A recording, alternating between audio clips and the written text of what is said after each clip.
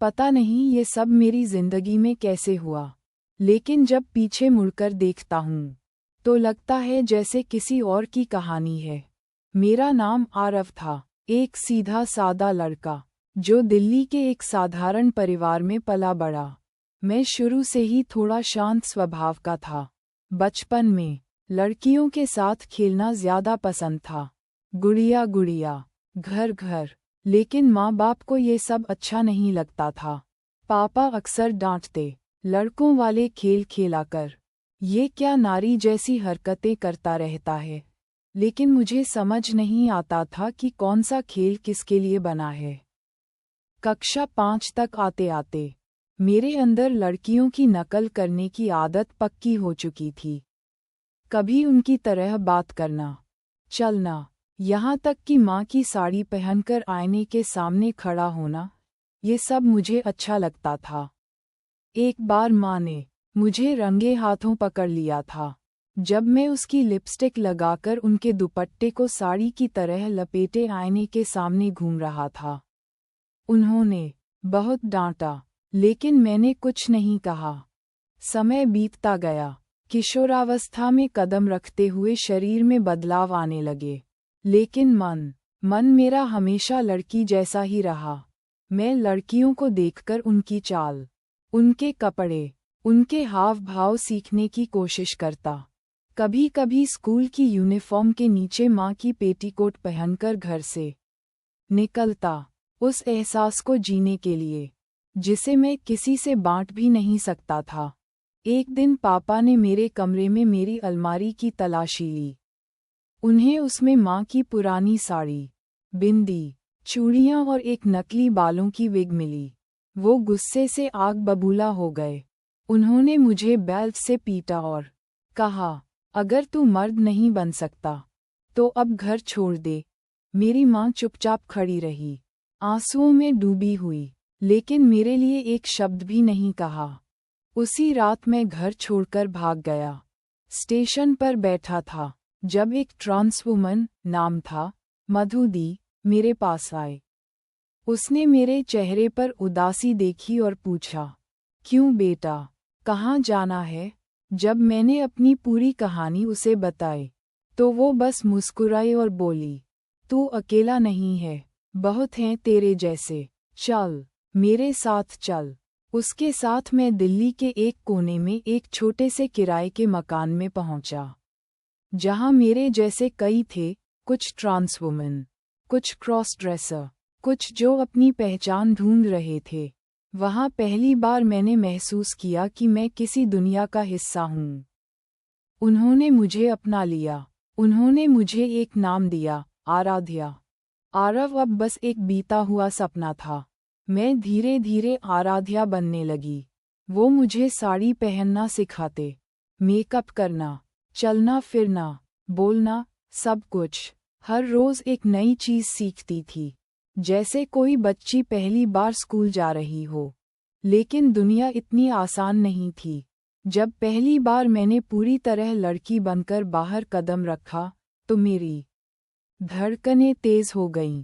सड़क पर चलते लोग मुझे घूरने लगे, कुछ हंसने लगे, कुछ छींटाकशी करने लगे, लेकिन कुछ ने ध्यान ही नहीं दिया, और वही मेरे लिए सबसे बड़ी जीत थी।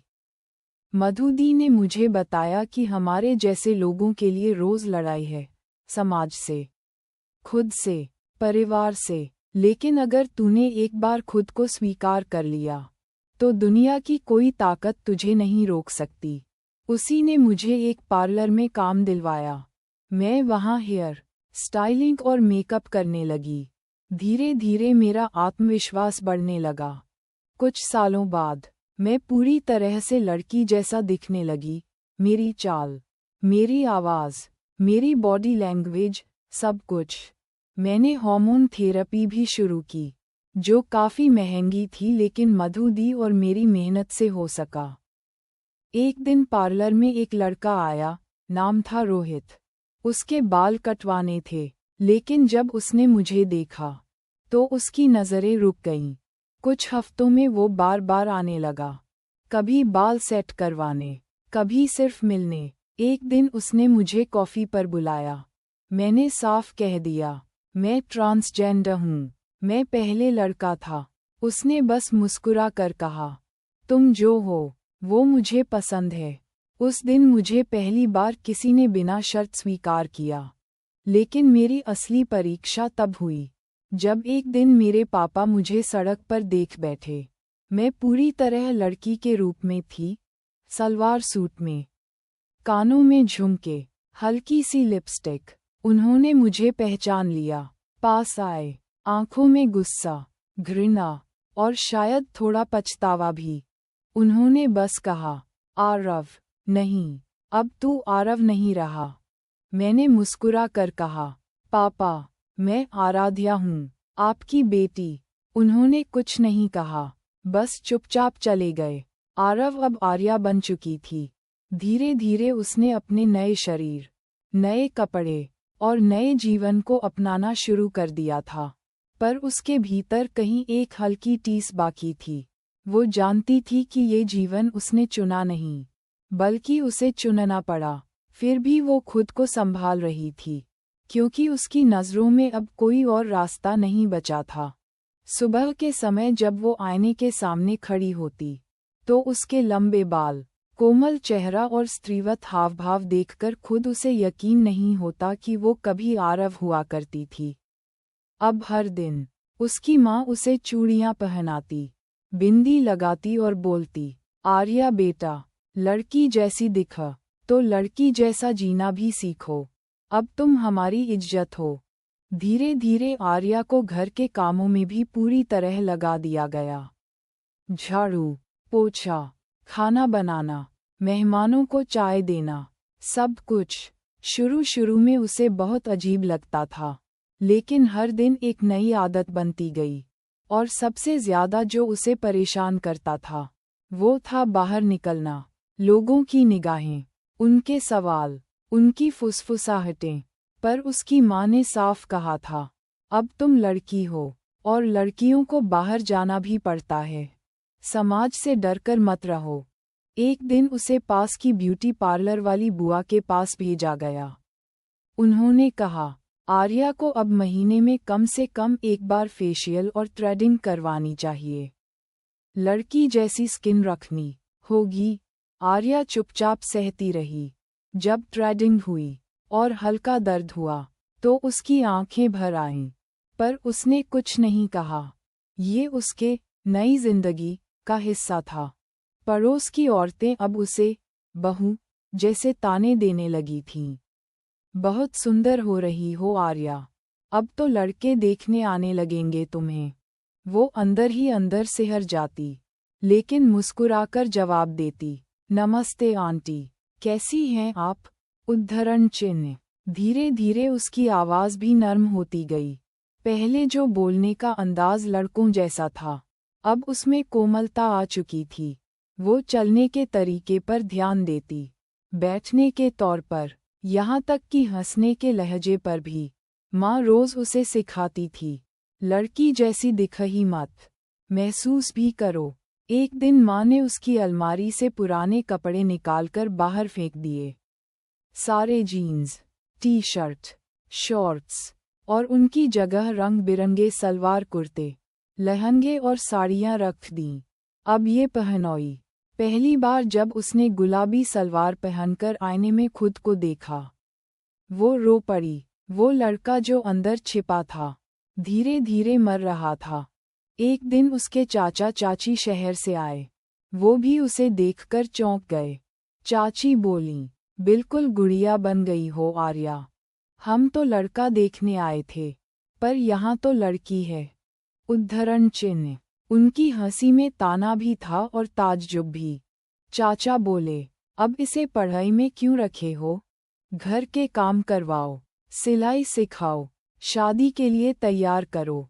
वो बात आर्या को भीतर तक चुभ गई, लेकिन वो कुछ कह नहीं सकी। शाम को माँ ने उसे एक कोने में बैठाकर कहा, अब तुम्हारा भविष्य वही होगा जो हमारी बेटियों का होता है। घर गृहस्थी, पति, बच्चे, और जो होता है, उसे अपनाना सीखो। लड़ना बंद करो, बहना शुरू करो।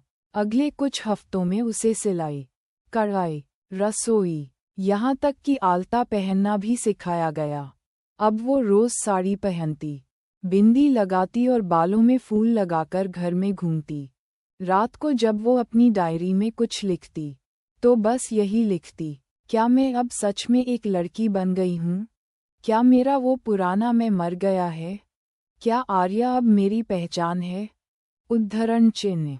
फिर एक दिन कुछ ऐसा हुआ जिसने उसकी दुनिया को और हिला दिया। माँ ने बताया कि एक रिश्ता आया है। लड़का एक सरकारी नौकरी में है और परिवार बहुत अच्छा है।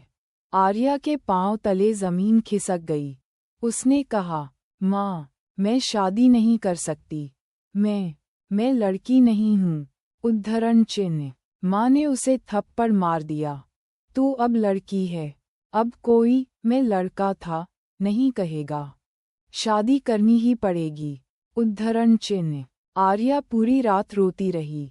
उसे समझ नहीं आ रहा था कि वो किससे लड़े, समाज से, माँ से, खुद से या अपनी किस्मत से। 2 दिन बाद लड़के वाले देखने आए। आर्या को जबरदस्ती सजाया गया। गुलाबी साड़ी, भारी गहने, आईलाइनर, लिपस्टिक। जब वो कमरे में आए तो उसका दिल जोर जोर से धड़क रहा था। लड़के ने उसे देखा और मुस्कुराया। बहुत सुंदर हैं आप, उसने कहा। आर्या ने सिर झुका लिया। बात बन गई। अब शादी की तैयारी शुरू हो गई। कार्ड छपने लगे, शॉपिंग शुरू हो गई और आर्या दिन ब दिन टूटती जा रही थी। वो खुद से लड़ रही थी, पर अब कोई उसका सुनने वाला नहीं था। एक दिन उसने आत्महत्या करने की कोशिश की, लेकिन माँ ने समय पर पकड़ लिया। मरना है तो मार डालूंगी, पर शादी रोकने मत सोचना, माँ ने आंखों में आग लेकर कहा। फिर आर्या ने सब कुछ छोड़ दिया। सवाल, विरोध, सपना और बहाव में बहना शुरू कर दिया। शादी का दिन आया। वो दुल्हन बनी, घूंघट में बैठी रही और जब सिंदूर लगा तो एक आंसू गिरा, लेकिन अब वो आंसू किसी को नजर नहीं आया। सुहाग रात आई। वो कमरे में बैठी थी और दरवाज़ा खुला। उसका पति आया। बोला, तुम बहुत चुप हो, सब ठीक है? उद्धरण चिन्ह। आर्या ने सिर हिलाया। उसने कभी नहीं सोचा था कि उसका जीवन इस मोड़ पर आएगा, जहां वो एक पत्नी बनेगी, एक पुरुष के लिए, जबकि कभी वो खुद एक पुरुष हुआ करती थी। धीरे धीरे शादीशुदा जिंदगी शुरू हुई। उसने खाना बनाना सीखा, पति की पसंद नापसंद जानी और ससुराल में एक आदर्श बहू बन गई। कुछ सालों बाद उसे माँ कहा गया। एक अनाथ बच्ची को गोद लिया गया। अब आर्या पूरी तरह एक औरत बन चुकी थी, एक पत्नी, एक माँ, एक बहू। पर हर रात जब वो आईने में खुद को देखती, तो सोचती, क्या ये मैं हूँ? क्या सच में? आरव कहाँ खो गया? उद्धरण चिन्ह। उस दिन जब सुबह उसकी आंख खुली तो वह नए रूटीन का हिस्सा बन चुका था। अब न केवल उसकी चाल, बल्कि उसके चेहरे की हल्की सी मुस्कान तक में भी औरतों जैसी कोमलता झलकती थी। पहले वह आईने में खुद को देखने से कतराता था, पर अब वह रोज उठकर घंटों अपने चेहरे पर क्रीम, मॉइस्चराइज़र और हल्का मेकअप लगाना शुरू कर चुका था। हर दिन उसे उसके दीदी की सहेलियां कॉल करती थीं। वीडियो कॉल पर उससे नए फैशन टिप्स मांगती थीं और वो धीरे धीरे इन सब में इतना रम गया था कि भूल गया था कि वो कभी कुछ और था। अब वह कॉलेज भी एक लड़की के रूप में जाता था, नेहा बनकर। कॉलेज का माहौल भी बदल गया था। पहले जो लड़के उसके सामने मस्ती करते थे, अब उसे देखकर नजरें झुका लेते थे या छेड़ने की कोशिश करते थे। और लड़कियां, वे उसे अपनी बेस्ट फ्रेंड समझने लगी थीं। उसके साथ बाथरूम जाना, कपड़े की शॉपिंग करना और लड़कों की बुराई करना अब रोज का हिस्सा बन चुका था। उस दिन जब कॉलेज के एक फंक्शन में उसे रैंप वॉक करने का मौका मिला, तो पहली बार उसने हाई हील पहनकर आत्मविश्वास के साथ मंच पर चलना सीखा। हॉल तालियों से गूंज उठा। उसकी चाल, उसका आत्मविश्वास, और उसका लिबास सब कुछ उस पल उसे नेहा बना चुके थे। पर उस रात जब वह घर लौटा और अकेले अपने कमरे में बैठा, तो एक पुरानी डायरी खोल ली। उसमें उसने कभी एक लड़का बनकर अपने भविष्य के सपने लिखे थे। क्रिकेटर बनना, बाइक राइडिंग, अपने पापा के साथ स्टेडियम जाना। और अब वह सब एक परछाई जैसा लग रहा था। एक आंसू उसकी नकली पलकों पर आकर रुक गया। पर अगली सुबह जब दीदी ने उसे गुलाबी साड़ी पहनने को कहा, उसने बिना विरोध के पहन ली। अब ये सब उसकी पहचान बन चुका था। समय बीतता गया। अब वह 22 साल का हो चुका था। लोग उसे नेहा दीदी कहकर बुलाते थे।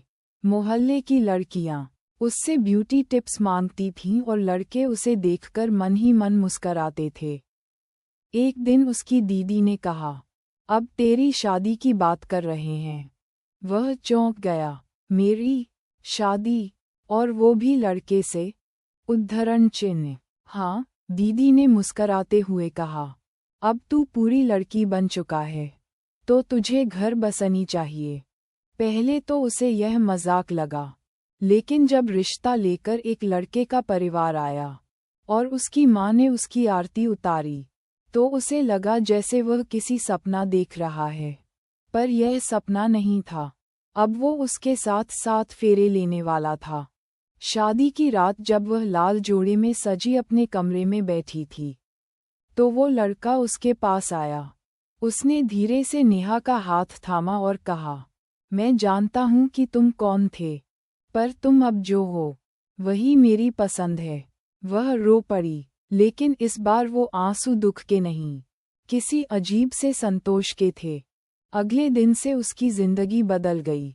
वह एक पत्नी बन चुकी थी, एक घर की बहू, और कुछ ही महीनों बाद एक माँ। जब उसने अपने बेटे को गोद में उठाया, तो एक अजीब सी शांति उसके चेहरे पर छा गई। वो लड़का जो कभी माँ के जोर से चूड़ियाँ पहनता था, अब खुद चूड़ियों की खनक में अपनी पहचान देखता था। समय बीतता गया, और अब वह अपने जीवन के उस मोड़ पर पहुंच चुका था जहां न कोई झिझक बची थी, न ही किसी स्वीकृति की प्यास। वह नहीं रहा जो पहले था, डर से भरा एक लड़का, जिसे हर वक्त अपनी पहचान छिपानी पड़ती थी। अब वह एक आत्मविश्वासी, मजबूत महिला बन चुकी थी, जिसने अपने जीवन के हर मोड़ पर संघर्ष किया, लेकिन हार नहीं मानी। लोगों की बातें अब उसे चुभती नहीं थीं। कुछ ने स्वीकार किया, कुछ ने नहीं, लेकिन सबसे ज़रूरी बात ये थी कि उसने खुद को स्वीकार कर लिया था। एक समय था जब वह शीशे में खुद को देखकर रो दिया करता था। आज वही शीशा उसे मुस्कराते हुए देखता है, साड़ी में लिपटी, हल्के श्रृंगार के साथ। उसके चेहरे पर वो संतोष था जो केवल वर्षों की लड़ाई जीतने के बाद मिलता है। परिवार के साथ उसके संबंध अब पहले जैसे नहीं थे, लेकिन जो दूरी कभी दर्द देती थी, वह अब शांति बन चुकी थी। माँ ने एक दिन फोन पर बस इतना कहा था, अगर तू खुश है, तो माँ भी खुश है।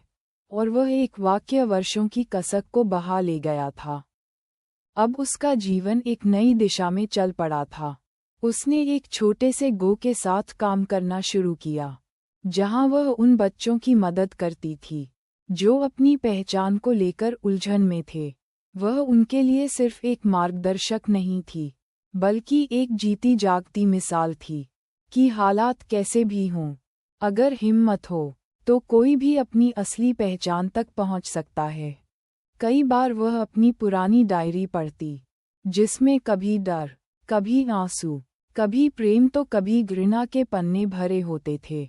लेकिन अब वह डायरी बंद करते समय सिर्फ मुस्कराती थी, क्योंकि अब उसके पास वह सब था जिसकी उसे सबसे ज्यादा जरूरत थी, शांति। एक दिन किसी ने उससे पूछा, क्या तुम्हें कभी अफसोस होता है इस रास्ते पर चलने का? उद्धरण चिन्ह। उसने बिना एक पल सोचे जवाब दिया, अगर मैं फिर से जन्म लूं, तो भी यही रास्ता चुनूंगी, क्योंकि इसी सफर में मैं खुद को पाया। अब वह शहर के एक रंगमंच में अभिनय करती थी। हर बार जब वह मंच पर आती, पूरा हॉल तालियों से गूंज उठता। लोग उसकी अदायगी पर मंत्रमुग्ध हो जाते। पर वह जानती थी, सबसे बेहतरीन अभिनय वह था जो उसने खुद की पहचान बचाने के लिए वर्षों तक किया था। और अब उस अभिनय की जगह सच ने ले ली थी।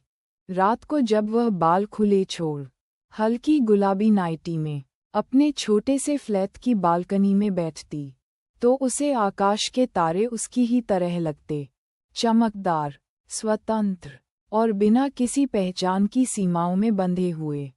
कहानी का अंत किसी शादी, प्रेम या सामाजिक स्वीकृति पर नहीं हुआ। उसका अंत हुआ स्वयं की स्वीकृति और अस्तित्व के सम्मान पर।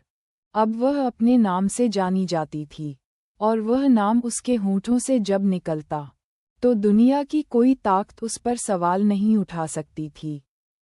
वह नाम अब उसकी शक्ति बन चुका था।